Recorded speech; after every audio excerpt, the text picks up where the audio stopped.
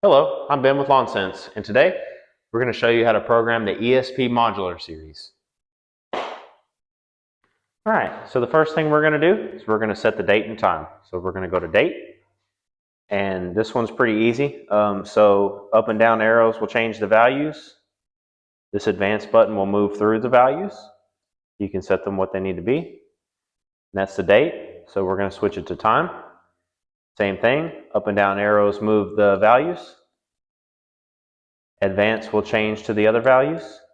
Once your time is set, we go over to watering start times. So on the start times, this is going to indicate when the cycle is going to start throughout the day. So we have our first one at 7:15 a.m. No other ones that are programmed.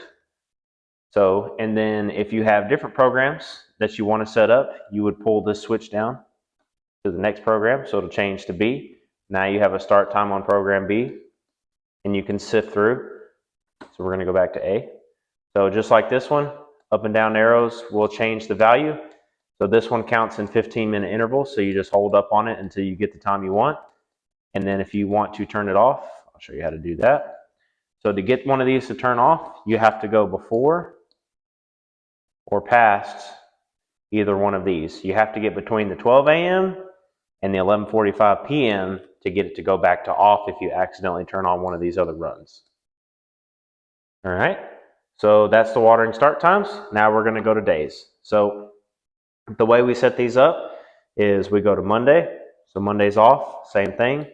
Arrows change the values. The switch, we'll go to switch to these different days. So we'll check Tuesday, Wednesday, Thursday, Friday, Saturday, Sunday. So on this specific one, Sunday and Thursday are on, and you can use the arrows and pull the switch wherever you need it to be, whatever you want to mess with. So the last thing, or one of the last things we're going to look at here is the station run times. Now, depending on how many stations you have, you're going to switch through the numbers and give it the run times that you want. So this one's set at 15. We've got 15. So any one of these you want to change, up and down arrows will change the value. The next thing you need to know how to use is the test function. So this is going to indicate how many minutes each station is going to run. So what this will do, if I start it right now, it's going to run every station for 2 minutes, and then once it finishes that run, it'll automatically turn off and go back to the automatic program it was set for before then. So the way that you turn this on is you hit this start,